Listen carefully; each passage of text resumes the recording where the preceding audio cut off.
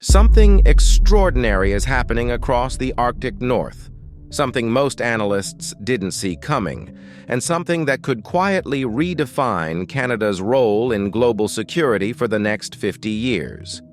Welcome to Geocapitalist, the channel where we explore the strategic forces shaping our world. If you're new here, make sure to subscribe so you never miss the stories the mainstream outlets overlook. Today's video is about Canada and Sweden's $31 billion pact. This reveals one of the most important geopolitical shifts Canada has entered in decades, and Washington can't stop it. So settle in, because what is unfolding between Ottawa and Stockholm right now could become the blueprint for a new era of Arctic security and a decisive turning point for Canada's aerospace future. Before we continue, please note, the visuals in this video are simulations and illustrative footage only. They do not depict real defense systems or classified technology. All materials are used for educational and analytical purposes. Now let's continue with the $31 billion Arctic Air Power Pact.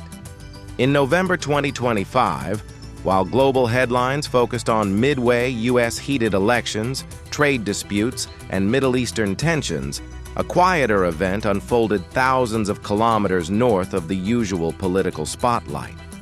Sweden's king arrived in Canada for what many believed would be a symbolic diplomatic visit. But behind the formalities, the meetings held in Ottawa revealed something far more consequential. Advanced negotiations between Saab, Bombardier, and the Canadian government, a trilateral industrial alliance that could lay the foundation for the West's first Arctic-optimized air power network. What makes this moment so extraordinary is not just the scale, but the timing. The Arctic is warming, shipping lanes are opening, and Russia is accelerating operations across the polar region. At the same time, Sweden, which joined NATO in 2024, instantly reshaped the alliance's northern flank.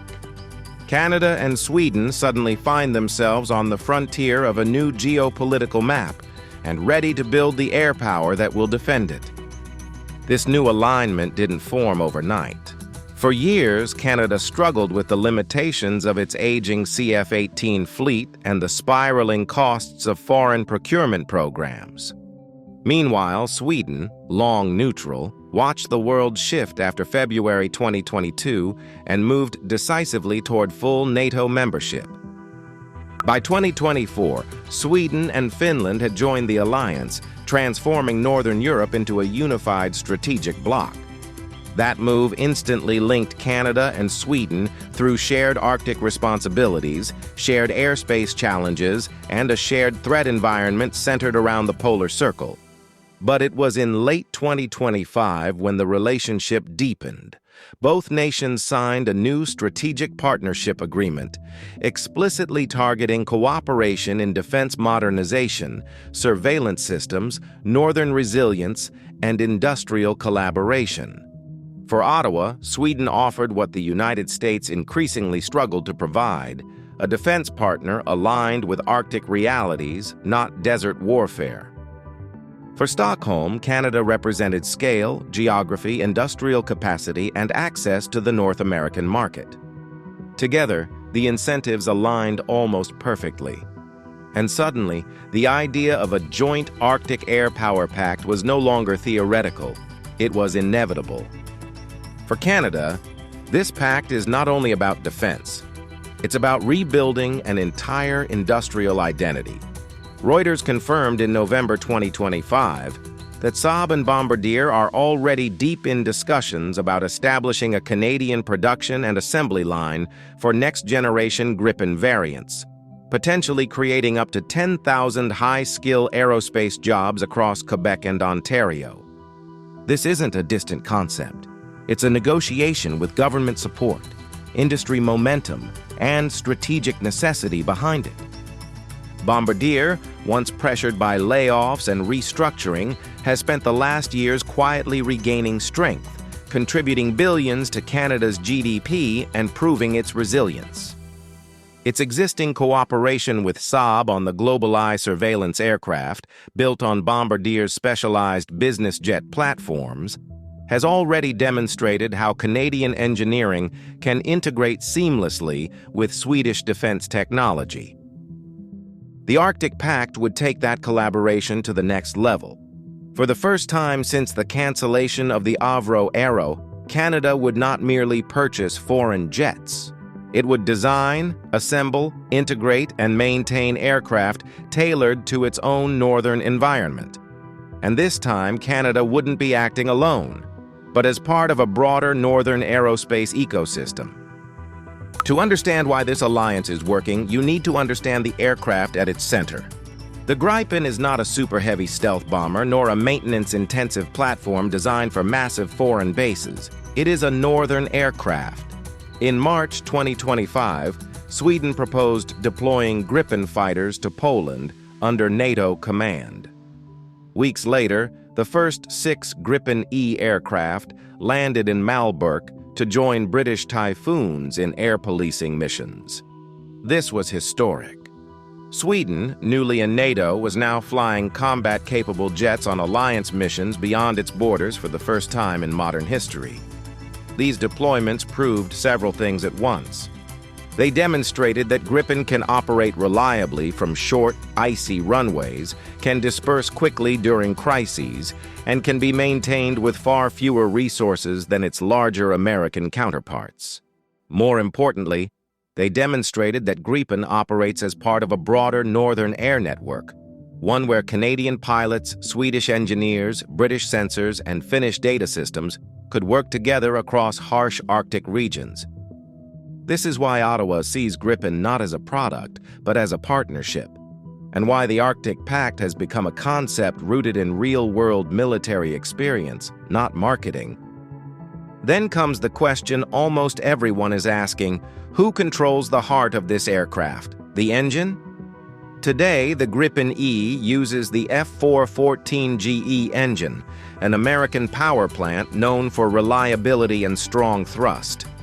It works. But the deeper debate is about independence. Sweden and the United Kingdom are heavily investing in next-generation propulsion technology through their future combat air programs. Rolls-Royce engineers are already working on advanced engine systems designed for the coming generation of jets and drones. For Canada, this is where the long-term opportunity begins to form. If the Arctic Pact evolves beyond the Gripen-E into a multi-layered development pathway, Canada could find itself participating in a propulsion ecosystem where Washington no longer holds the only key to exports, upgrades, and supply chains. That doesn't mean engines would be replaced overnight. It means the future could shift. And in geopolitics, future options are power. Canada has spent decades constrained by foreign export rules on critical components. A northern aerospace bloc led by Sweden, the UK, and Canada could finally loosen those restraints and give Ottawa the freedom it has long lacked.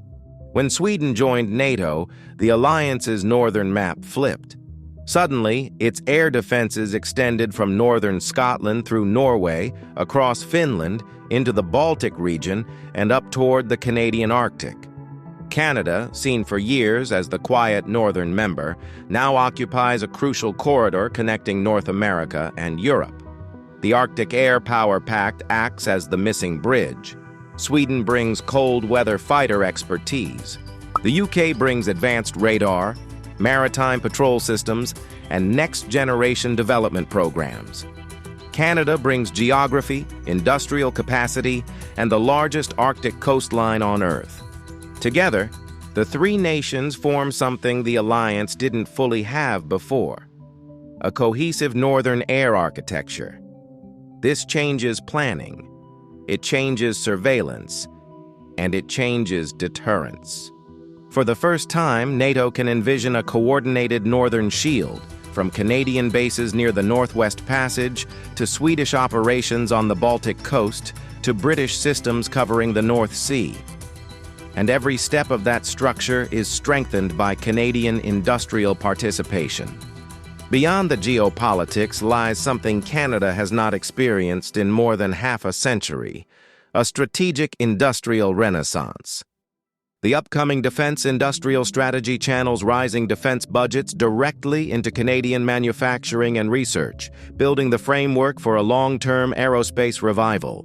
Provinces like Quebec and Ontario stand to benefit most, with thousands of engineering, avionics, composite design, maintenance, and systems integration jobs emerging from the Arctic Pact.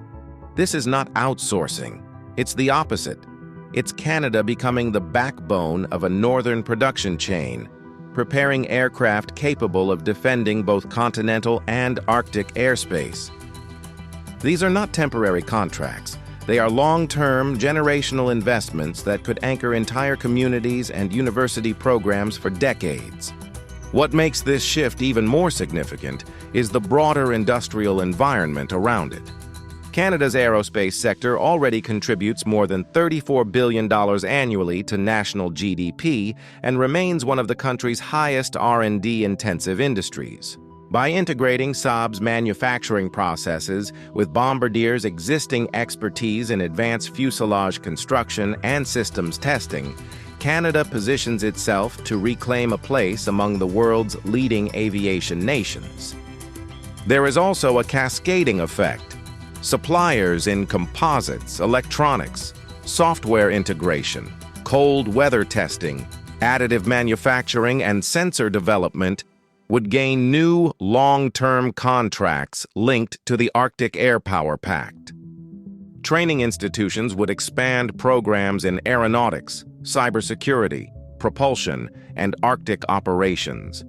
Municipalities near key hubs Montreal, Toronto, North Bay, Winnipeg, would see stable growth, not boom and bust cycles. For a country often reliant on resource exports, this represents something rare, a return to large-scale, high-value industrial capability built on Canadian innovation, Canadian labor, and Canadian strategic priorities. There is one shadow that hangs over this whole story, the shadow of the Avro Arrow. In 1959, Canada abandoned what many still believe was the most advanced fighter aircraft of its era. The cancellation shattered thousands of careers and erased a national ambition that had barely begun. But here in 2025, something extraordinary is happening. Not a resurrection of the Arrow, but a return of the idea behind it, that Canada should not merely buy its technology, but build it. That it should not depend entirely on foreign decisions, but shape its own future. The Arctic Air Power Pact is not nostalgia. It is redemption. It is Canada re-entering the arena as a full aerospace nation, aligned not under pressure but by strategic choice. And for the first time in decades, Canada is not following someone else's blueprint. It is helping design the blueprint for the North. What makes this moment resonate so deeply is the continuity of purpose across generations.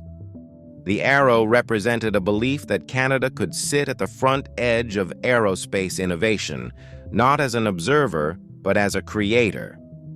The new pact with Sweden echoes that philosophy, but in a form adapted to today's realities. Collaborative, multinational, and strategically resilient.